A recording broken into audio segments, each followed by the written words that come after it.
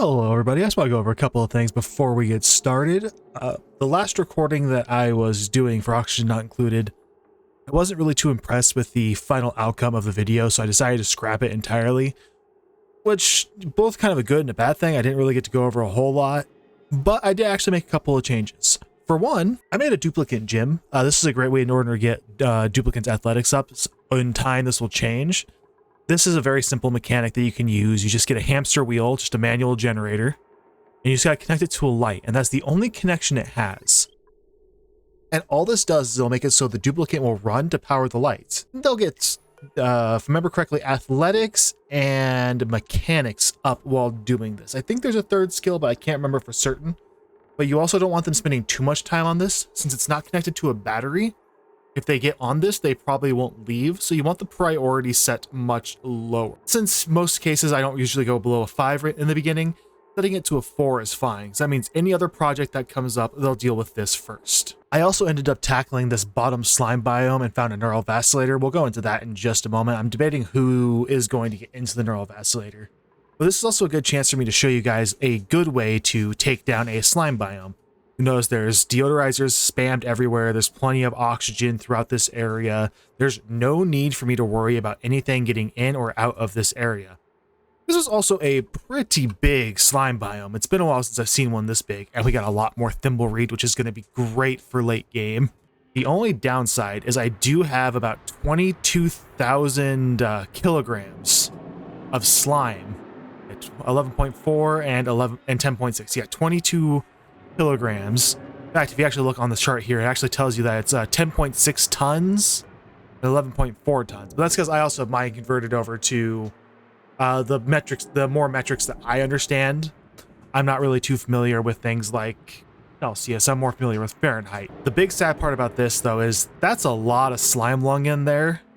I would love to be able to use this to get like some mush fry running, because mush fry can also be a really good sustainable early food source, but it uses slime, and your earliest source of slime is going to be in slime biomes, unless you want to start ranching puffs. I also started working on this slime biome up here, but then I thought I could use this as an opportunity to show everyone kind of a not great way to tear through a slime biome, because unfortunately slime lung does like to live in polluted oxygen.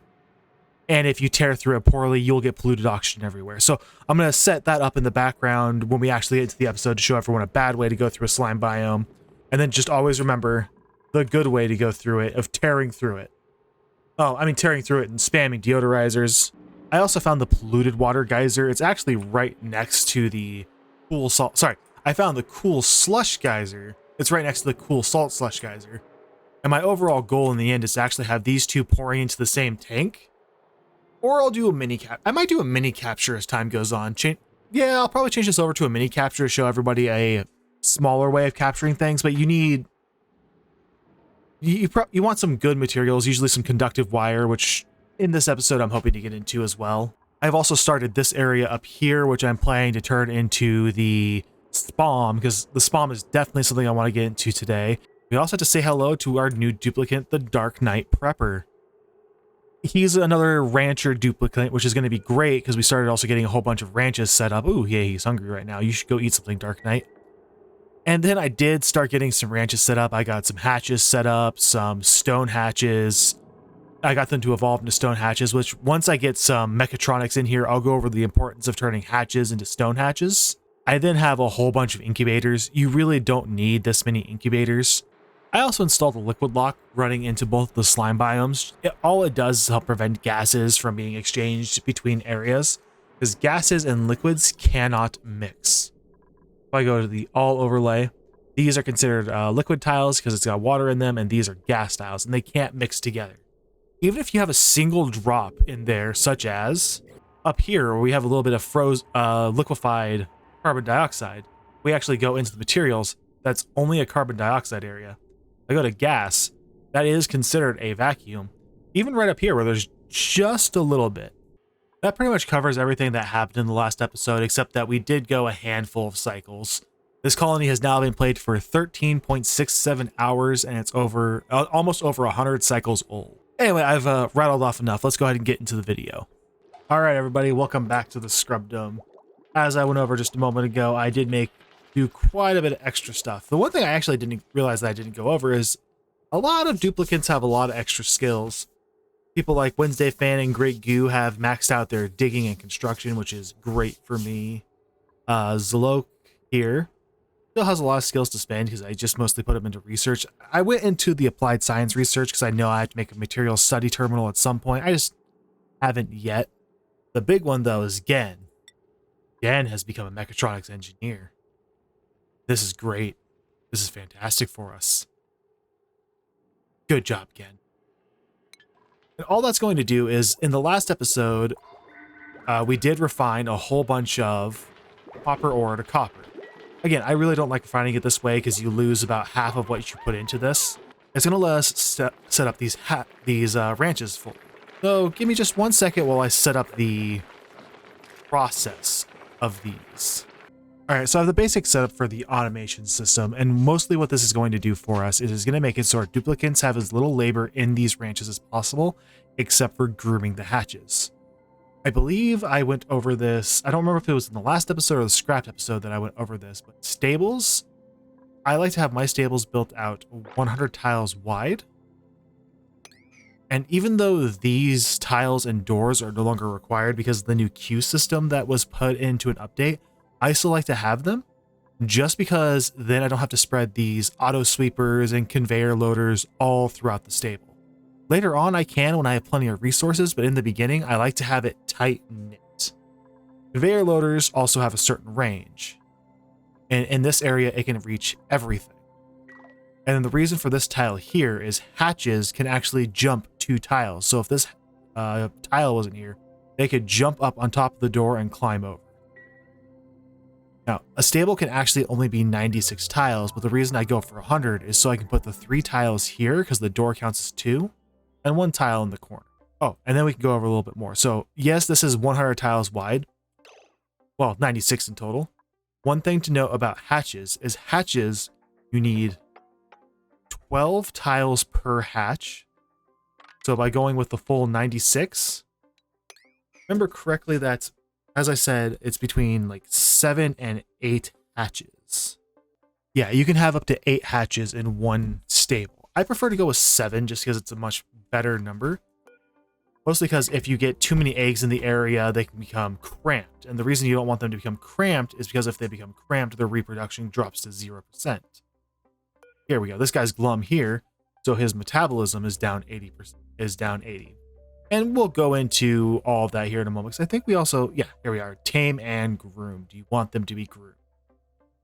Eventually, over time, hatches will become glum when they don't get groomed for a while. But that's why I also made sure that we had 3 ranchers. Oh yeah, look at Sretna. Grooming away. And once Sretna's done, it's no longer glum. It is now groomed and happy, which increases the reproduction rate of a hatch by 900%, which is amazing. Now for the big reason why you want to turn your hatches into stone hatches. So hatches, when you actually click, if I can click on a hatch, if you click on a hatch, you can go to your entry database, which gives you all kinds of information. Hatches have a really good livable range of -22 to 158, but their best comfortable range is 50 degrees to 68 degrees. They also give a decent amount of meat when they die, which we'll go over why that meat is so good at the end, because stone hatches give off the same amount of meat. Now, when they eat, though, they excrete coal, which you can use coal to feed your coal generators, which is mostly what we're doing right now. And they can eat just about anything: sand, sandstone, clay, crushed rock, dirt, sedimentary rock, and then all your food, pretty much. Here's the thing, though. Sand is a filtration medium that you only have a limited amount of at the beginning. Sandstone is a great construction material. Clay can be turned into ceramics, which is great when you're actually building like high heat off-putting materials. Crushed rock, I mean, you will only get crushed rock when you actually use the rock crusher to crush something up specific for it. Dirt feeds your mealwood. The best thing to feed them is sedimentary rock. And when you feed them sedimentary rock, it increases their chance of a stone hatchling. Now, the reason you want a stone hatchling is because they have a much better livable range and a much better comfortable range. And while they can still eat sedimentary rock is still a great building tool, but they can eat igneous rock and granite, which you can have a lot of igneous rock and granite. If I just queue up our resources, you'll notice we have 121.6 tons of igneous rock compared to 11.3 tons of sedimentary rock. So you really want to get them feeding onto igneous rock as soon as possible. Now let's go over why their meat drop is so nice. That 3,200 kilocalories of meat. The reason that's important is because every duplicant themselves consumes 1,000 calories per cycle, as long as they're not a bottomless stomach. Then it's like 1,200 calories per cycle. Now, don't think that means that one hatch is going to be able to feed that dupe for 3 cycles in a row, because you only get that meat when they die. And a stone hatch has a lifespan of 100 cycles. However, when they're happy and tamed and ready to be laying eggs all the time, we'll be able to create what I like to call the evolution chamber, which I still haven't figured out what I'm going to put that yet. The evolution chamber can let you really kickstart all kinds of meat production. Once I figure out where I want that, then we'll be fine. For now, though, I need to figure out where it is going. But that's just some basic hatch stuff. There's a much better hatch tutorial that you guys can watch. I'll link it in the comments down below, just like I did with the geyser tutorials. So I want to make sure that you guys get as much information and as accurate information as possible. And again, this is really my first time explaining this kind of stuff, so I'm still really learning the processes step by step along with everybody. But we're going to get through this. For now, though, we have 2 goals today. One, I do want to figure out where I want to put the evolution chamber.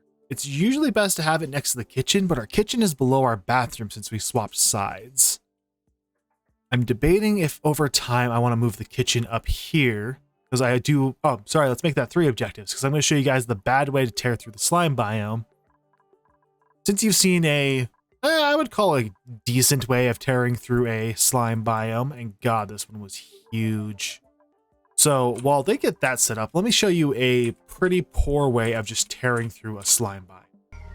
So yeah, this is what I would call a pretty poor way of tearing through a slime biome, because all this is going to do is this is going to cause all of the slime that's going to drop, like this little bit here, if it weren't for this water going over, off gas. And when it off gases, you'll see we'll start getting a little bit of slime lung in the air.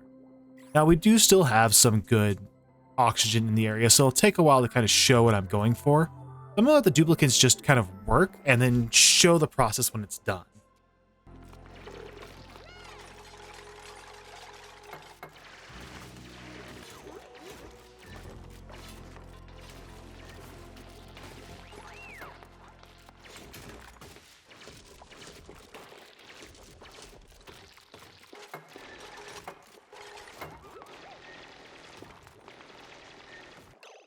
Okay, I think that's actually probably enough to prove what I'm trying to get at here. There's plenty of polluted oxygen in the area now. You'll notice that while it was initially very clean of slime lung is now really starting to infect in. And the reason for this is simply just because there was no filtration medium in place in order to keep it down.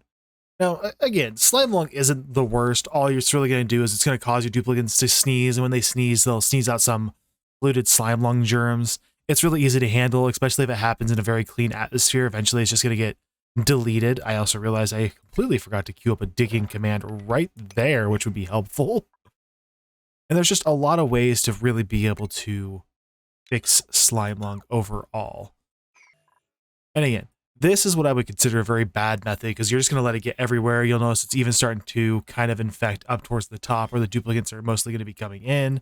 And if it weren't for this liquid lock here, it would be exchanged in and out constantly, and eventually your entire base could become infected with slime lung, especially since polluted water off gases polluted oxygen. So I'm going to go ahead and set up the system real quick that will actually help with making sure the slime lung doesn't actually get to spread around real quick. So this is going to be a much better method for the background, because what this is going to do is it's going to the deodorizers are going to constantly filter out the polluted oxygen, which is then going to make it so the slime lung can't live anymore. And the reason for this little thing down here is slime can't actually off gas when it's over pressure or consumed in water. One thing you can do, and I've seen a lot of people do it, I usually move to it as I get later in the game when I need to start moving water around. You can take these same bins here that I've been putting just oxalite. Actually, that's got 6.3 kilograms, so that's like that. It's also got quite a bit of ice in it, but I'm fine with that. The reason I got ice in there is because it'll also help with the temperature. But what you can do is you can take bins like this and you can put things of off-gas, things like oxalite and slime, and it'll keep it contained in that area and not let it out. All right, so we're gonna go over the electrolyzer. The electrolyzer is what's used in a S.P.O.M, a self-powered oxygen maker. The great thing about a electrolyzer is that it does give off 888 grams per second of oxygen. It also puts off 112 grams per second of hydrogen, which we're also going to be able to use to make it self-powered, really. It does, now, like most materials in the game, is going to have its own overheat temperature. Currently, this one's made out of copper, so it only has an overheat temperature of 167 degrees Fahrenheit. A couple of things that it doesn't say right away, though, is it does actually take a water and a power input. It takes 1,000 grams of water, which is also why we wanted to capture these geysers, because you'll notice in this area there's over 1,000 grams per tile of water. Now there's a little bit of a downside to the brine, though. Brine and salt water isn't going to give you a 1-for-1 scale on the wall. Out of the 100 grams of brine, you're only going to get about 750 grams of brine and 250 grams of salt. That's why finding this was so amazing. This is giving us nothing but polluted water. Polluted water is only going to give us water, which is why I was really happy to find it. And I plan to combine these two because, again, this is going to become one giant water pool, which is going to fuel our S.P.O.M. There's a lot more details you want to go into, as well as what, like the oxygen that's going to come out is going to come out fairly hot. If I remember correctly, it's going to come out at about 90 degrees Fahrenheit, which is bad if you're growing crops like we are right now, because these things only have a livable range up to like 86 degrees Fahrenheit, which means if we start pumping our base with 90-degree oxygen, eventually our meal lice is no longer going to grow. That's okay, you eventually do want to get to the point where you're probably off meal lice. The only early game food that's going to go into the late game is going to be bristle blossoms, but that's because it can make things like berry sludge. So I'm going to let them go ahead and finish up their work, and then I'm going to get that S.P.O.M set up and kind of show it off. And we're going to go with what is called the Rodriguez build. There's a whole bunch of different builds for the S.P.O.Ms. I don't know why, though. I could only ever get the Rodriguez to work for me. If I try any other S.P.O.M, it fails on me. So I just remember there's actually one last step before we can actually set up a S.P.O.M, and that's that we need, well, conductive wire. So what I've done is I've set up a little industrial area for now. This will move over time. We're going to get some decent industrial stuff going on. We're just doing a very simple setup. We've got a metal forge coming, a metal refinery here, which is much better than using the rock crusher. If you can get away with using one of these, I highly suggest doing it. Then we have 2 kilns running. And all we're doing is we're going to use the water from down here. We're going to run it up into the forge to keep it cool, and then we're just going to drop the water right back in here. The water that's going to come out is going to be much warmer, but it'll also allow us to increase the temperature of this area as well. Because the goal in the long run is we're eventually going to, after we combine everything, we want to make sure the water going through is suitable enough that it won't freeze when it's going through the S.P.O.M, which is something I'm also going to have to set up. So I'm hoping this allows us to do at least a little bit. I'm probably gonna have to set up some thermotempatizers. We'll give it a little bit of automation too. Anyway, the dupes have a lot of work to get caught up on, so I'm gonna go ahead and let them work in the background. Once we're ready to get the S.P.O.M set up, we're gonna get that S.P.O.M set up.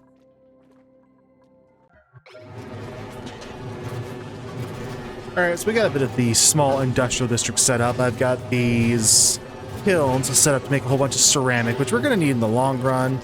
And we went ahead and got the metal refinery set up. We killed a bunch of gold, amalgam to gold, which this is just so much better to use than the rock crusher. So this actually gives a 1-to-1 ratio. You give it 100 kilograms of gold amalgam, it gives out 100 kilograms of gold. The rock crusher, though, if we wanted to queue up a bunch of gold, it would take 100 kilograms of gold amalgam and would only output 50 kilograms of gold. So yeah, this is only a half ratio, so I don't really like to use this for a lot of stuff. Things like salt or like crushing ceramic into sand later on, or eggshell to lime, which this we're going to be doing a lot of as time goes on because you need this for steel.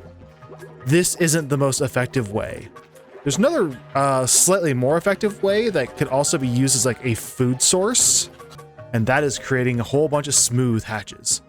Smooth hatches, while having a much higher livable range than most others of somewhere between negative 22 degrees Fahrenheit up to 158 degrees Fahrenheit, still dropping the same amount of meat, eat your metal ores and give you a 75% ratio back, 100 kilograms of copper or to 75 kilograms of copper. For those of you who are doing achievement runs, you do need smooth hatches. You have to use a certain amount of, you have to create a certain amount of refined metal using smooth hatches. I haven't done an achievement run just because there's one that's really difficult that I don't really want to do yet until I understand the game more. But yeah, we got this up here getting prepared. Now, the only downside is my dupes are getting hypothermia, and because they've been in the slime biomes, they are getting slime lung. But like I said, it'll clean itself up. Eventually, this will be taken care of. Eventually, no polluted oxygen will be in here whatsoever. But yeah, I'm just going to let the gold get prepped, and then we're going to actually create... I know I said I was going to make a full Rodriguez, but I was thinking about it. I don't know if we actually have the resources right now to make a full. We're going to create a half Rodriguez.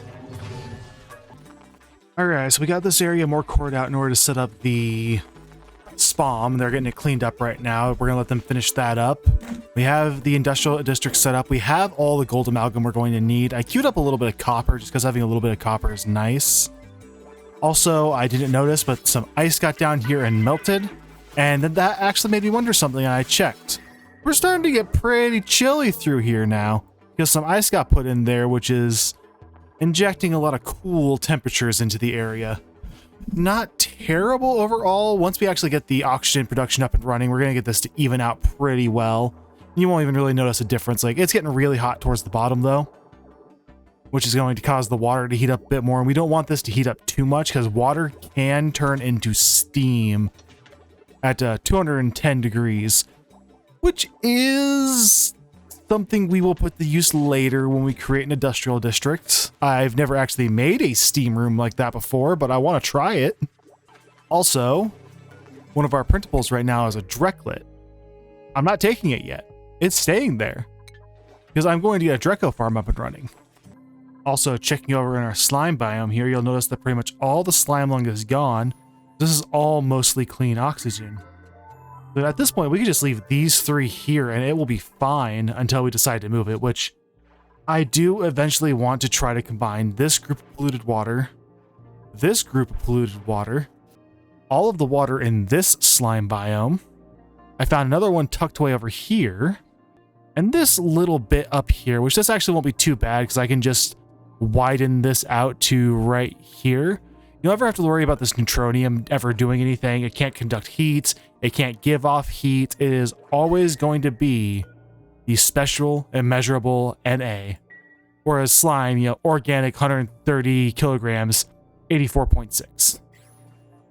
But I can just expand this out, drop it down into it, and it'll be fine. I also want to try to get all the slime up in here. But I also have to combine it with this, so I'll probably expand it from here. Yeah, that'll work. That'll give us a pretty big area to work with for water. Anyway, how are we doing up here? Just a couple of scraps left behind. Let's grab that scrap and we'll get started with the basics of the S.P.O.M. So a S.P.O.M is always easiest made from the bottom up, just so you know exactly where we're going to be putting everything. It's going to look a little bit different than a lot of other projects. I'm not going with the full Rodriguez just because I want to try to see if I can get something else balanced out. So I'm going to try a half Rodriguez this run through. Now there is one other thing to keep in mind though. All right, so I know we went over electrolyzers not too long ago, but just a quick refresher. Remember, they take 1,000 grams per second of water, and they put out 888 grams per second of oxygen. However, keep in mind you want to round this number down. You're not going to be able to fuel 8.88 dupes off a single electrolyzer. Round it down to 8. So with 2, we're able to fuel 16 dupes in total. probably about 17, but I'm not going to take those odds just because there are a lot of other little projects you're going to be doing with this oxygen. But there is another limiting factor. It's actually the gas pumps. Gas pumps can only take in 500 grams per second of a gas. So even though these are putting out 888, you can only take in 500 per gas pump. And that's usually why you see something for a system that usually looks similar to this. Which, yes, we're going to have to rip through some more of this abyssalite down here. I'm planning on coring pretty much all of this out over time. Now, a gas pipe can hold up to 1,000 grams of any gas. Now, some people might think, oh, why don't you just let each one take out its own? Because then you're still only getting 500 grams per gas pipe until it really starts to back up. With this, you're going to guarantee that you pump 1,000 grams. This will take care of 10 dupes. This can only take care of 5, and this can only take care of 5. Now, in total, this could handle 20 if we had more oxygen outtake. But since we're only going with the half Rodriguez, we're only going with a much smaller system. When we eventually go to the full Rodriguez, we'll have 4 electrolyzers and 6 of these gas pumps. All right, so we have the initial setup, and there's just a couple of things left really to go through. We're going for the beginning, we are going to have manual airlocks here and here. And that's just so we can get in case something goes wrong. We can go in, we can check, make sure everything's functioning properly. And if it is, sweet, we're good. It's all ready to go. Everything is swell.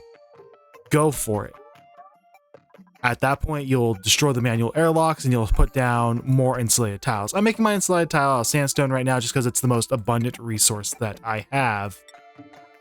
I can't wait to get some other, I want to try to get a whole bunch of ceramic to make this out of ceramic because it takes forever to overheat ceramic, but that's going to be a while. So from here, you start to ask yourself, why is it designed this way? It's because of how gases flow. Right now, ignore all the polluted oxygen in there. That happened because it all escaped from down here and got pushed up into here. I'll deal with that later. That's a next time or an in-between episode Scott problem.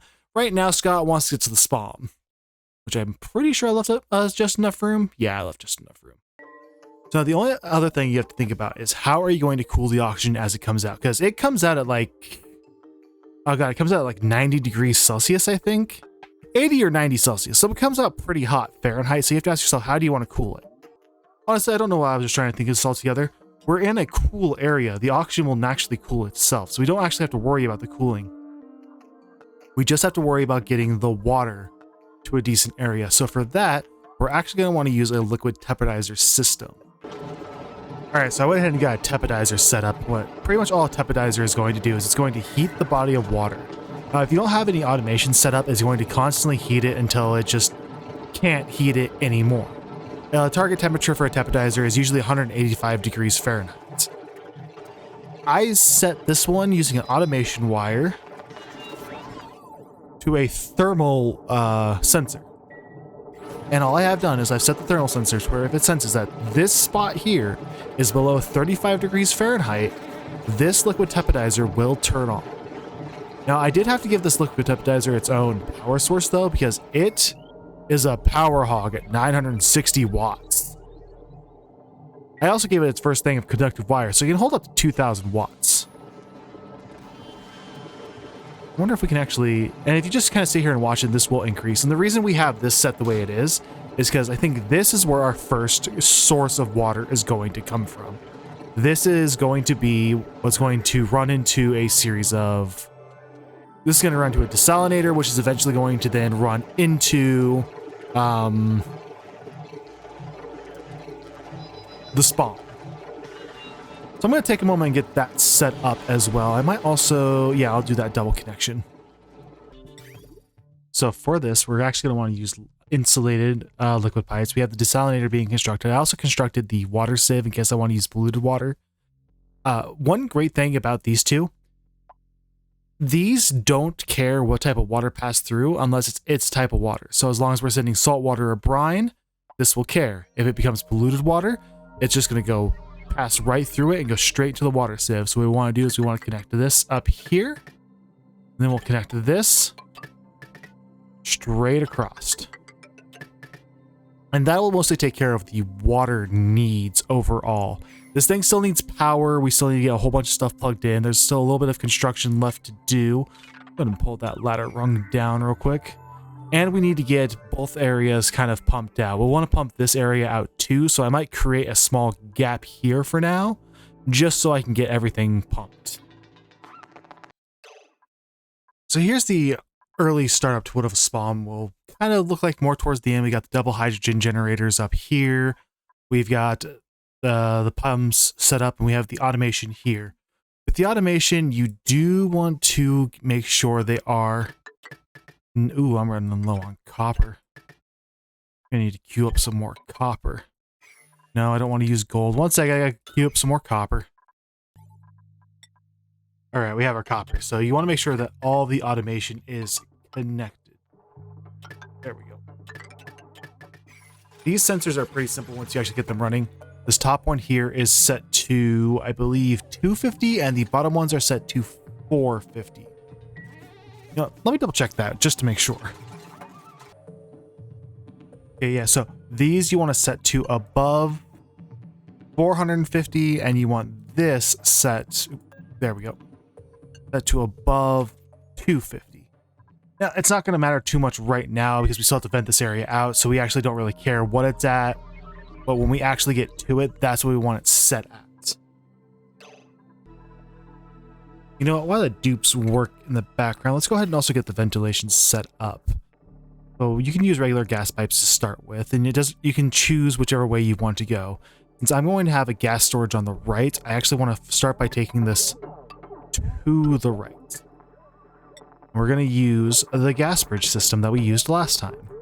And it's going to prioritize the green output. It's going to come out of there first. And then it'll overflow this way. From here, we want to use radiant gas pipes.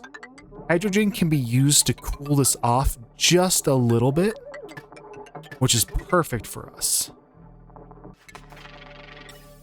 Also, don't make the mistake I just did. You still want this made out of gold amalgam,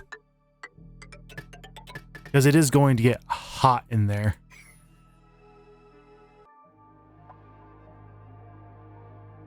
Alright, so we have the S.P.O.M mostly set up now. We're going to give it a quick jump start of power. I did use the trim tool to disconnect the electrolyzers and the bottom gas pumps. We're just going to be running this top gas pump, and all we're going to do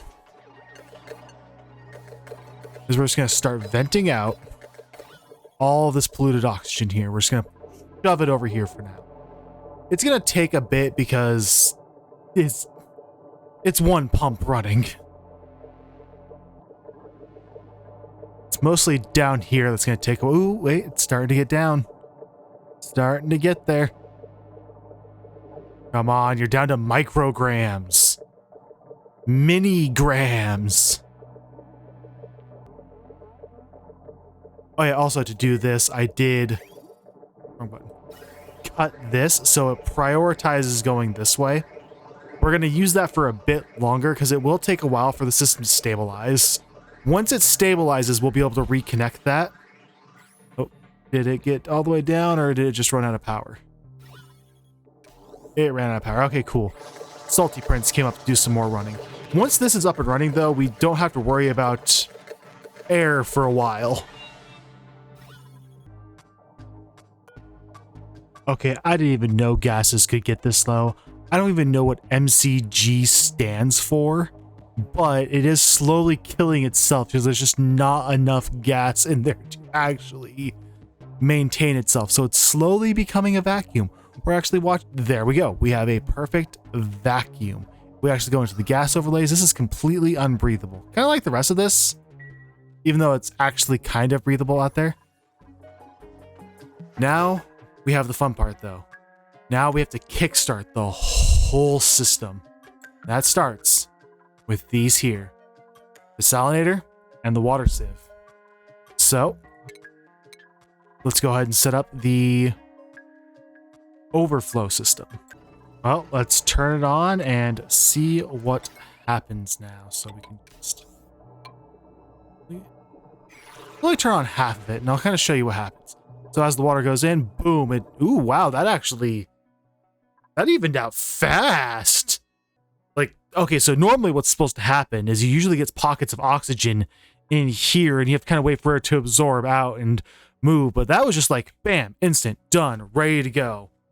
Can I just connect to the other side then? Yeah. Now, I do have to get them running for a bit, though, because we do have to get this up to 250 grams.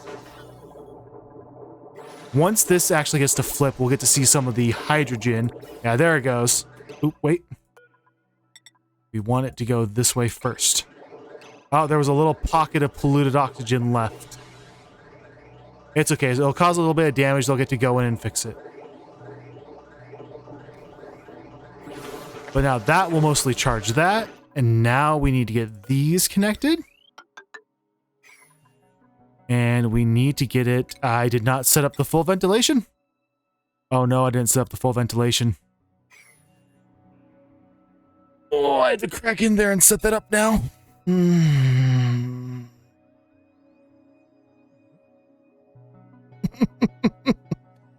I knew I forgot something. If I'm fast, there won't be much worry. Well, a couple of problems actually did occur as I was going through and taking care of everything. Of course it did. So, aside from needing to just get this set up, I realized that after the brine was going through and getting desalinated, it was freezing and breaking the pipe because it got to sit there too long and exchange temperature with the outside, which is still really cold. Even though this is an insulated gas pipe and the only area it's exchanging temperature with is in here, which is sitting at about 60 degrees, which is exactly where around the area we need it to be. It's getting really hot up here already. Already up to 102 up in this area. I have them prioritizing that, but I did pull all of that cold brine back down and pour it back in. Oh, no wonder it's so cold. It's pulling from way over there. I think the problem actually is that I just have the tank too big. Also all kinds of polluted ice in here. You know, maybe instead of the polluted ice being in there, the polluted ice should be over here. That'll be a change that happens in time. I'm going to get the system up and running. But yeah, you'll notice that this is kind of just the basics of it. Ooh, go. Okay, good. They got those built. I can put those back down. And just really quickly, here's your power overlay. Those are supposed to be connected. And eventually this wire won't be here running to those. Here is your plumbing overlay. I have this installed in order to provide a little bit of cooling for the oxygen. I don't actually need this. I could just connect up here, but this is just one way to do cooling. And then this is the gas pipe overlay. Anyway, I hope that was helpful for everybody. Oh, actually, one more thing. You want to make sure this is set to 9060. That way, these actually get a chance to shut off. Anyway, that's a basic S.P.O.M. I'm going to make sure to get it fully up and running in the background. I hope everybody enjoyed this episode. I know in the next episode, we're going to get to actually go through, set up some Atmosuit docks, start ripping things out. And I actually want to try something that I haven't gotten to try yet. I want to try to start going to space either in the next episode or the episode after. I also want to try to get in a full power brick setup over here. But until next time, don't scrub out.